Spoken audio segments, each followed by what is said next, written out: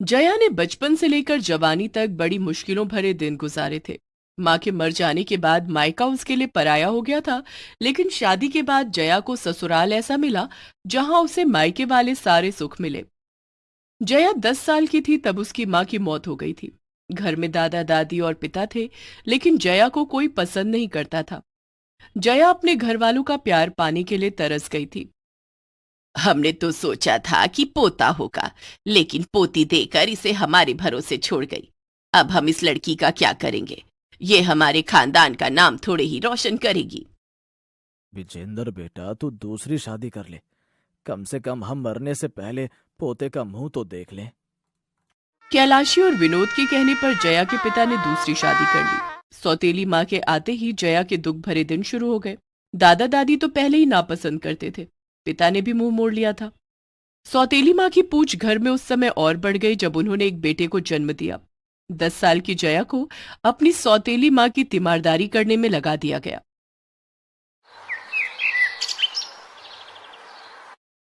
कहाँ जा रही है सुबह सुबह?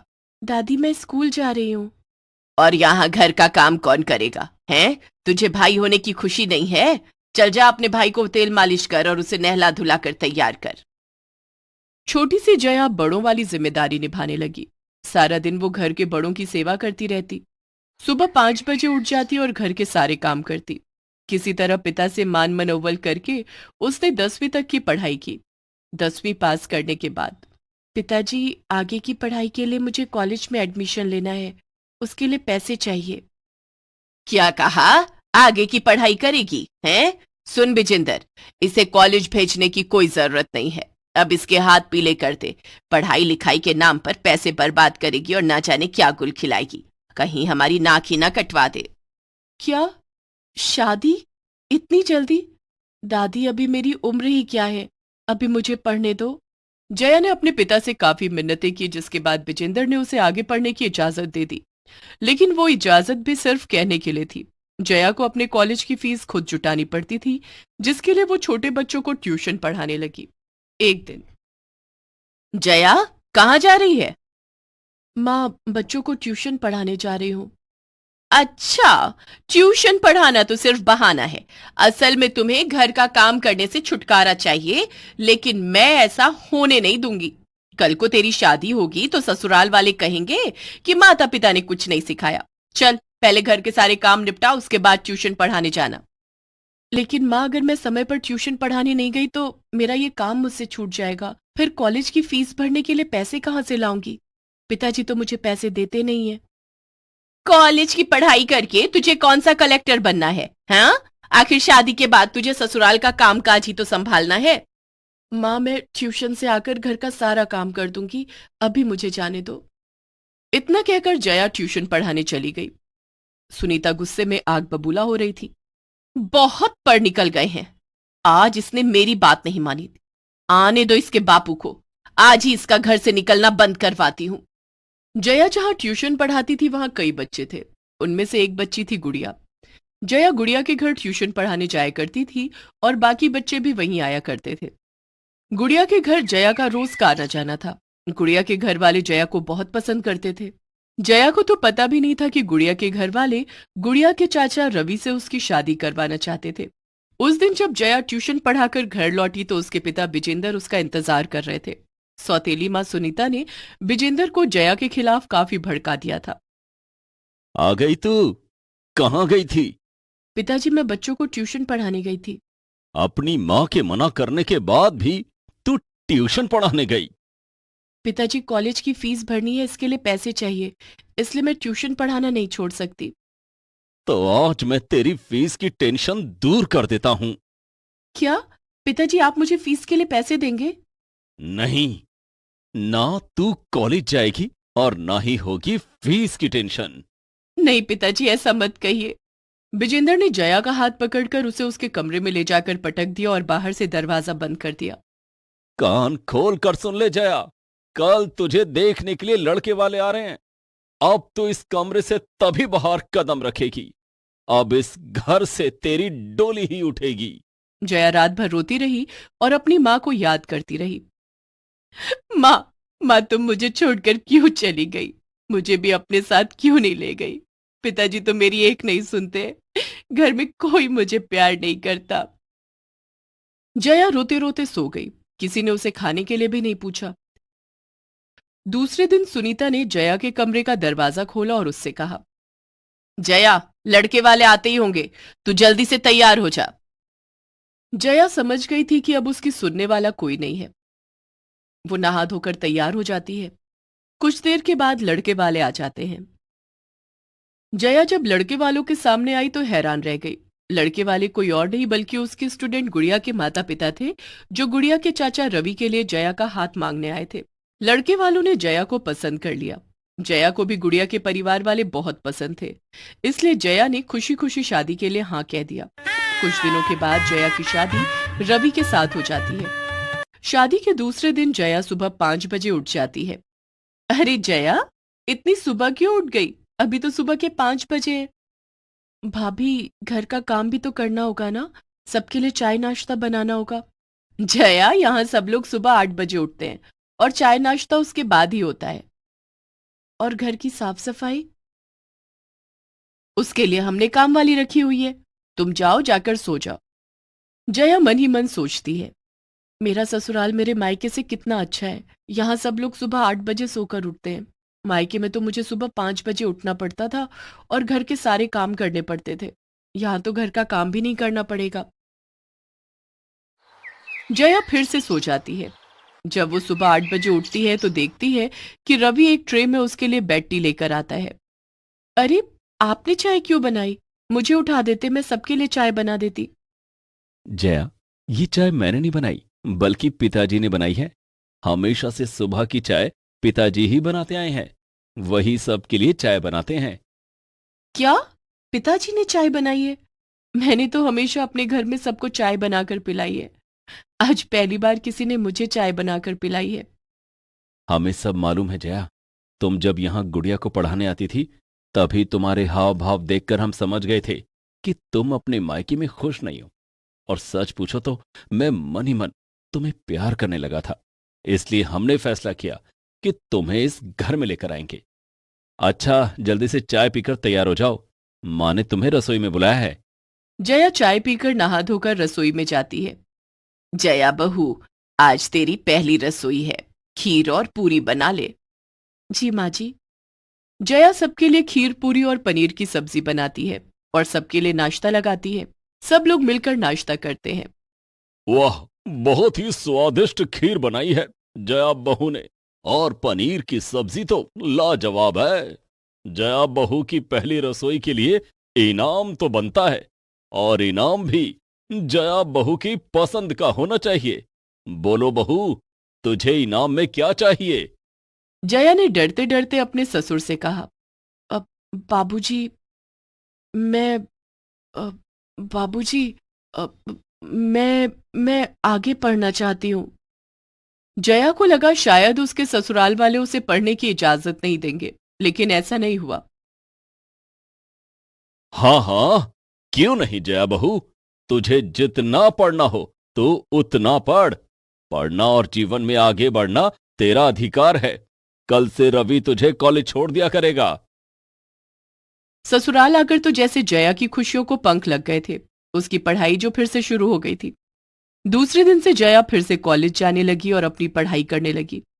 जया ने पहले की तरह फिर से बच्चों को ट्यूशन पढ़ाना शुरू कर दिया, लेकिन कॉलेज की फीस जुटाने के लिए नहीं, बल्कि अपने शौक के लिए।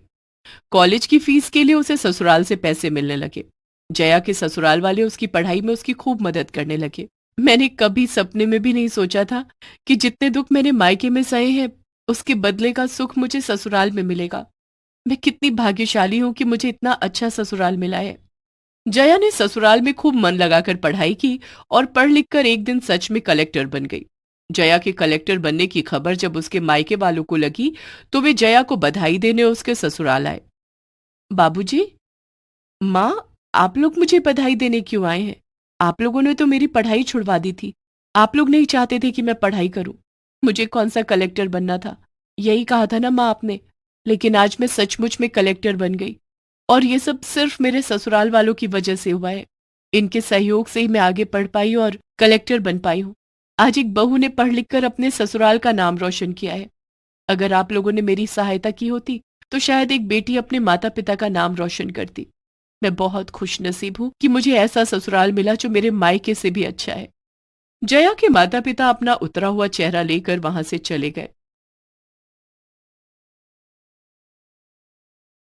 अनीता अपने माता पिता की इकलौती बेटी थी।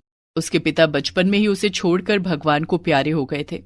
अनीता की मां उषा ने बहुत गरीबी में अनीता को पाला था और उसकी शादी एक अमीर लड़के से की। उषा अमीरों के घर में खाना बनाने और बर्तन धोने का काम करती थी। उषा ने सारी जिंदगी गरीबी में गुजारी थी, लेकिन वो नहीं चाहती थी कि उसकी बेटी अनीता भी इसी तरह से गरीबी में दिन गुजारे। उषा जब अमीरों के घरों में काम करने जाती तो उनकी शानो शौकत देखकर सोचा करती, अमीरों की जिंदगी कितनी अच्छी है ना, दिन भर सोफे पर बैठे रहो और नौकरों पर हुक्म चलाते रहो। मैं कुछ भी करके अपनी बेटी अनीता की शादी अमीर घर में करूंगी, जिससे उसकी सारी जिंदगी ऐशो आराम से कटे। ऐसा सोचकर उषा जहां काम करती थी वहां मालकिन से ये बात बताई और उससे 1 लाख रुपए उधार मांगे। मैं तुम्हें पैसे तो दे दूंगी, लेकिन तुम इतने पैसे चुकाओगी कैसे? मालकिन, मैं सारी जिंदगी आपके घर में काम करके ये पैसे चुका दूंगी। ठीक है। उषा ने अनीता की शादी के लिए जिंदगी भर के लिए बंधुआ मजदूरी को गले लगा लिया था। इस बात से बेखबर अनीता तैयार हो रही थी क्योंकि आज उसे लड़के वाले देखने आ रहे थे। एक मंदिर में अनीता को लड़के वाले देखने आए। उषा ने लड़के की मां से कहा, बहन जी, मेरी बेटी पढ़ी लिखी नहीं है, लेकिन देखने में बहुत सुंदर है और घर का सारा कामकाज जानती है। बहन जी, हमें कौन सा लड़की से नौकरी करवानी है, हमारा तो खुद ही इतना बड़ा बिजनेस है। हमें तो बस ऐसी लड़की चाहिए जो घर के नौकरों पर नजर रखे और उनसे काम करवाए। लेकिन आपको दान दहेज देने के लिए मेरे पास पैसे नहीं है। मैं तो बारातियों को खाना ही खिला सकती हूँ। दान दहेज की भी हमें कोई जरूरत नहीं है।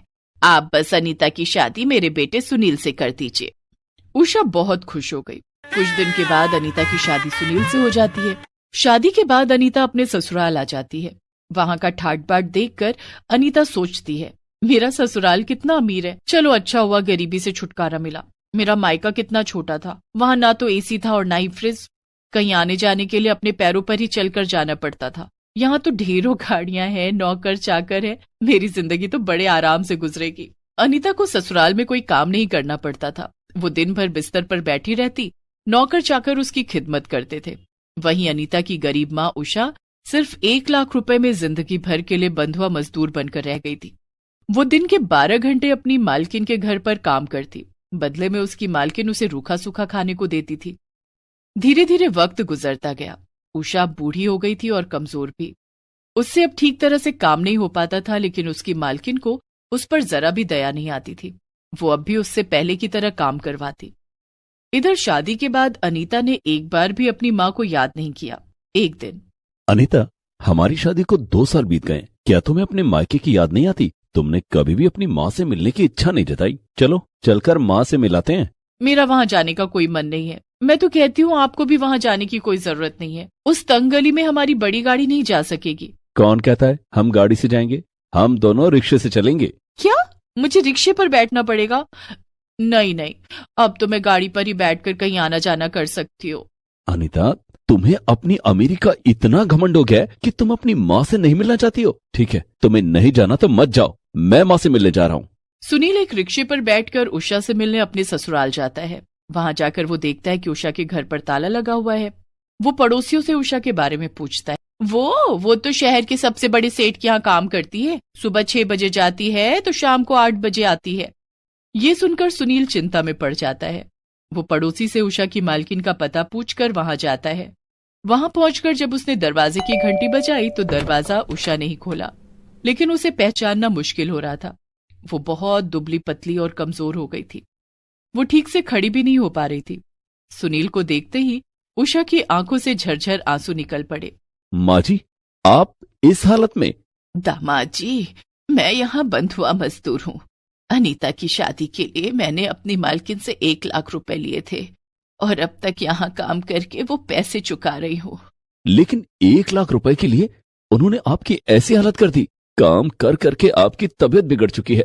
लगता है भरपेट खाना भी नहीं मिलता। तभी उषा की मालकिन वहां आ जाती है और सुनील से वहां से जाने के लिए कहती है। चला जाऊंगा, लेकिन अपनी माँ को लेकर। सुनील उसी समय अपनी जेब से 1 लाख रुपए निकालता है और उषा की मालकिन को दे देता है और उषा को अपने साथ घर ले आता है। अनीता, देखो तो कौन है। अरे माँ, तुमने अपनी क्या हालत बना ली है। कभी तुमने माँ की हालत पूछी ही नहीं। आज इन्हें इस हाल में देखकर बुरा लग रहा है ना। माँ अब हमारे साथ यहीं रहेंगी। क्या माँ यहाँ रहेंगी? हाँ, लेकिन हमारे यहाँ तो नौकरों की हालत भी इनसे अच्छी है। ये यहाँ रहेंगी तो हम लोगों को क्या बताएंगे? अनीता, ये तुम कैसी बातें कर रही हो? लोग पूछे तो कह देना कि ये हमारी माँ है। अनीता की सास भी उषा के आने से बहुत खुश थी, लेकिन अनीता को अपनी माँ का यहाँ आना अच्छा नहीं लग रहा था। उसने अपनी माँ को रहने के लिए कमरा तो दे दिया, लेकिन कभी उस कमरे में झांकने भी नहीं जाती थी। वो अपनी माँ से वही सारे काम करवाती जो वो अपने नौकरों से करवाती थी। एक रात जब घर के सभी लोग खाना खा रहे थे, अनीता बहू, कल सुबह नाश्ता और खाना तुझे बनाना होगा। कल राजू काम पर नहीं आएगा, उसकी तबीयत खराब है। ठीक है माँ जी। लेकिन दूसरे दिन अनीता सुबह सुबह 5 बजे उठ जाती है। उस समय घर के सभी लोग सो रहे थे। वो उषा के कमरे में जाती है और सबके लिए नाश्ता और खाना बनाने के लिए कहती है। माँ, सभी के लिए नाश्ता और खाना बना दो और किसी से मत कहना कि ये सब तुमने किया है, नहीं तो मैं तुम्हें घर से निकाल दूंगी। उषा अपनी ही बेटी के बदले हुए रूप को देखकर हैरान थी, लेकिन वो कुछ नहीं बोली और उसी समय उठकर रसोई में चली जाती है। उसने पूरे परिवार के लिए नाश्ता और खाना बनाया। आखिर में उसने सबके लिए चाय बनाई। तब तक सभी लोग सोकर उठ गए थे। तभी अनीता रसोई में आती है और उषा को उसके कमरे में जाने के लिए कहती है। उसके बाद वो सबके लिए टेबल पर चाय और नाश्ता लगाती है। अरे वाह, नाश्ता तो बहुत टेस्टी बनाया तुमने। आज तुमने पहली बार कुछ बनाया है। हाँ बहू, आज तो तेरे हाथ का खाना खाकर मुझे बड़ा अच्छा लग रहा है। ये ले मेरी तरफ से सोने के कंगन। अनीता खुशी खुशी कंगन रख लेती है और उषा की ओर देखकर मुस्कुराती है। बेचारी उषा कुछ नहीं कहती है।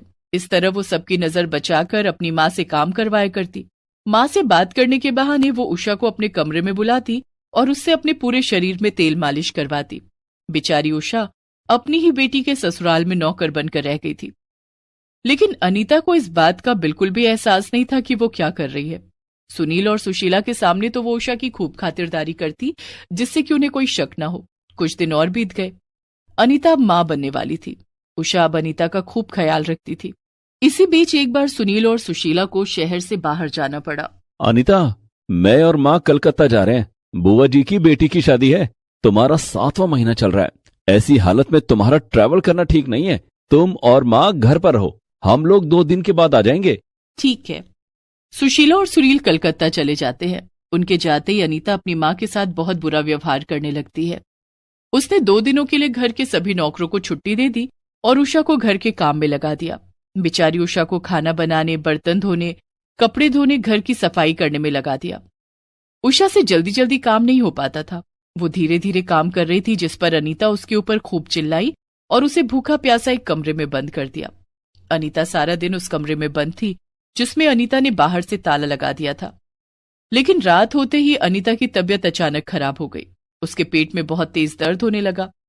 वो दर्द के मारे बुरी तरह से छटपटा रही थी। उसकी हालत इतनी खराब हो गई कि वो उषा के कमरे तक भी नहीं जा सकती थी। लेकिन माँ का दिल तो माँ का ही होता है। अनीता के चीखने की आवाजें सुनकर उषा खिड़की का शीशा तोड़कर कमरे से बाहर आ गई। उसने फोन करके एम्बुलेंस को बुलाया और अनीता को अस्पताल ले गई। अच्छा किया जो आप इन्हें अस्पताल ले आई। इनका अभी ऑपरेशन करना पड़ेगा। बच्चे की हालत ठीक नहीं है। ठीक है डॉक्टर साहब, आप ऑपरेशन कीजिए। डॉक्टर अनीता को ऑपरेशन करता है और अनीता एक प्रीमैच्योर बेबी को जन्म देती है। उधर उषा फोन करके सुनील और सुशीला को सारी बात बताती है। बच्चे के जन्म के कुछ दिन तक दोनों को अस्पताल में रहना पड़ता है। कुछ दिन के बाद दोनों घर आ जाते हैं। अनीता को अपने किए पर बहुत पछतावा होता है। वो उषा से माफी मांगती है और वादा करती है कि अब कभी अपनी अमीरी का घमंड नहीं करेगी। Please subscribe this channel.